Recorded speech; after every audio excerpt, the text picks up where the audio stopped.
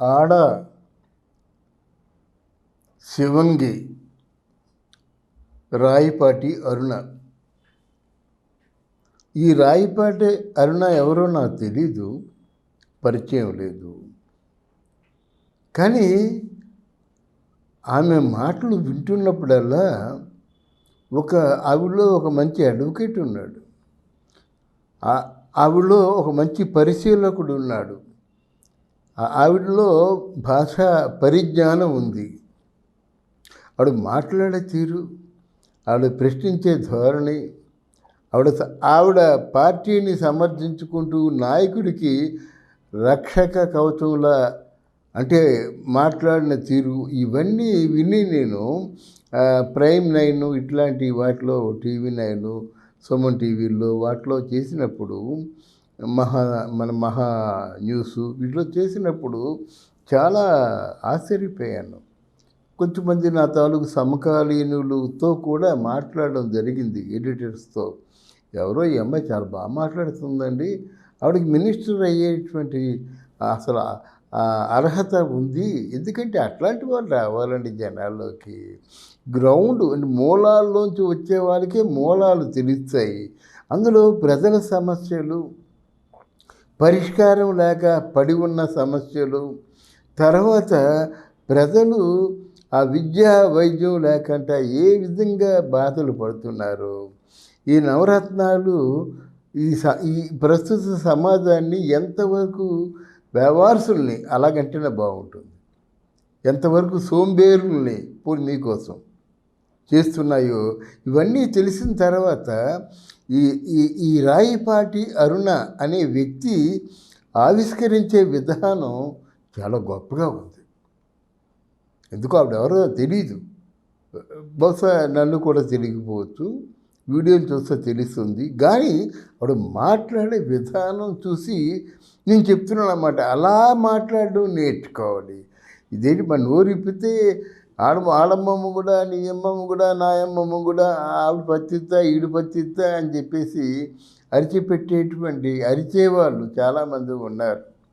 అలాగే ఒక టూరిజము, సాంస్కృతిక, క్రీడా విభాగాలు చూస్తున్నటువంటి 3 ఒక మంచి ఆసక్తికరమైన విభాగాల్ని చూస్తున్నటువంటి రోజా ఆ విభాగాల్లో ఉన్నటువంటి అధర్మాలు తెలియక, విధులు తెలియక, తిరుపతి వారానికి ఒకసారి వెళ్ళడమే కానీ తిరుపతిలో ఎంత అమానుషం జరుగుతుందో విన్నావా?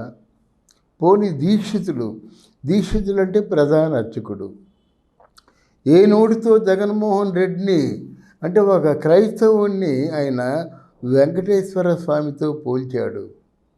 ఈయన వెంకటేశ్వర స్వామి.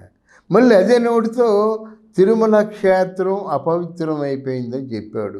అంటే తన పాపాన్ని తను కూడా కడుక్కునే ప్రయత్నం చేశాడు. కానీ ఈరోజు తిరుపతి దేవస్థానం ఆయన్ని బహిష్కరించింది, వేటు వేసింది. ఎందుకు? ఆయన చేసిన పాపానికి ఇలాంటి సమాధానం వచ్చింది.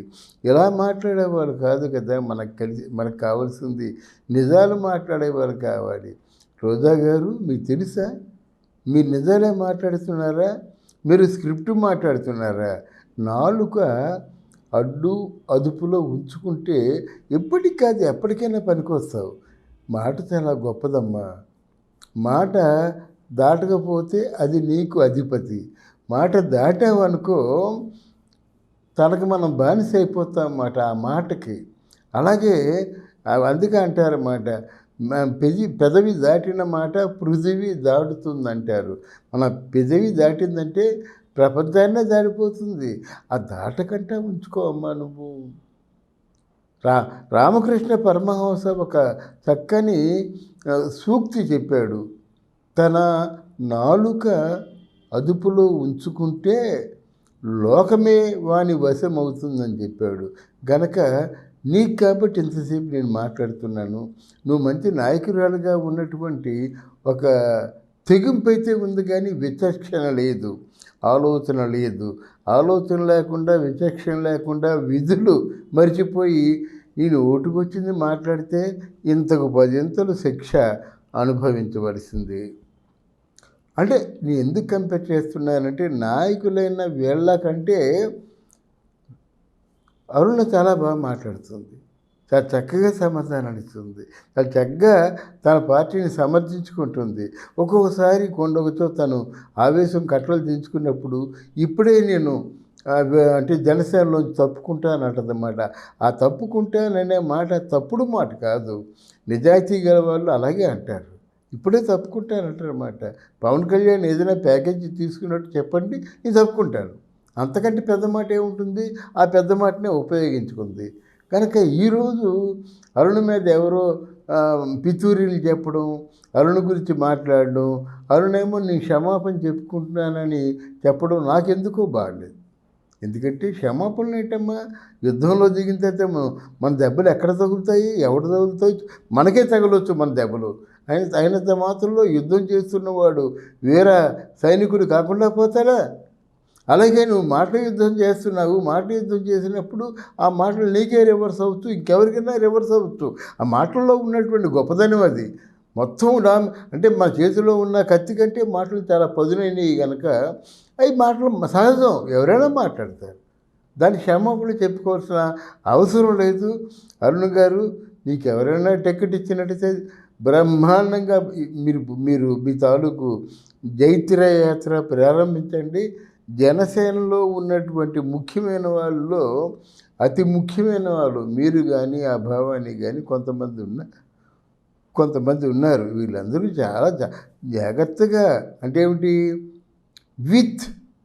విత్ రెలివెంట్ విట్నెసెస్ ఇంత జాగ్రత్తగా వాళ్ళు నడుస్తున్నారు కనుక మీ మీద ఎవరు పితూరులు చెప్పినా, అటు జనసేన అధ్యక్షుడు పవన్ కళ్యాణ్ కానీ, లేకపోతే మనోహర్ కానీ, వాటిని పక్కకు పెట్టాలి.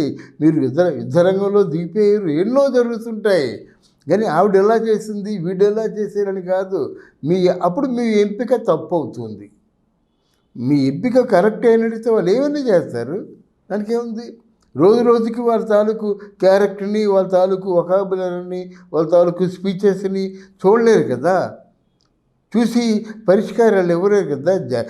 జనంలో యుద్ధంలో దిగిపోయిన తర్వాత అవతల వాడు చెయ్యి తెగిపోతుందో, కాలు తెగిపోతుందో, మెడకాయ తెగిపోతుందో, అది యుద్ధ ధర్మం గనక మీరు యాక్చువల్గా ఇప్పుడు ఎలాగున్నారు, చావా బ్రతుక అనే స్టేజ్లో జనసేన పార్టీ ఉంది.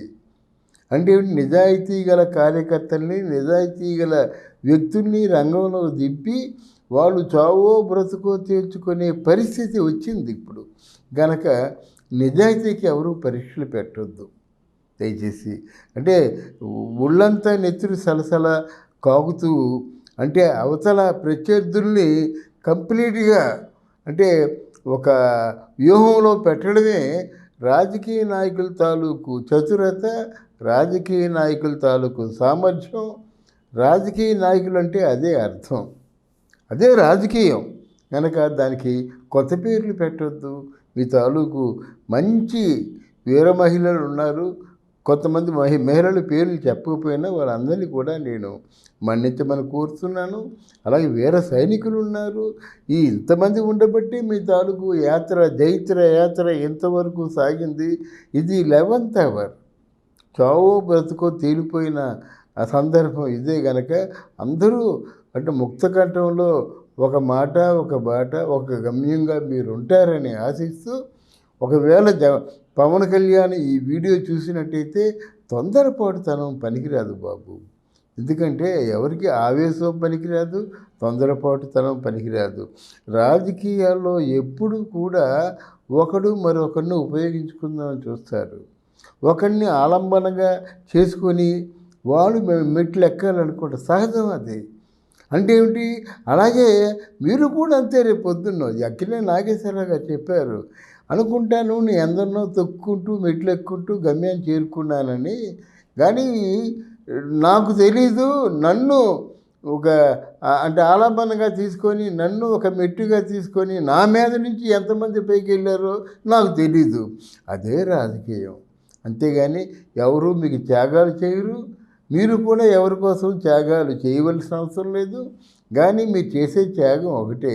మీరు ప్రజాస్వామ్య పరిరక్షణ, ఒక దుష్టుడిని పరిపాలన నుండి తప్పించడమే కాదు, మీరు అనుకున్న ఆశయాలు ప్రజలకు చేరేంత వరకు నిద్రపోవద్దని ఒక సీనియర్ జర్నలిస్ట్గా మీకు నా విన్నపం.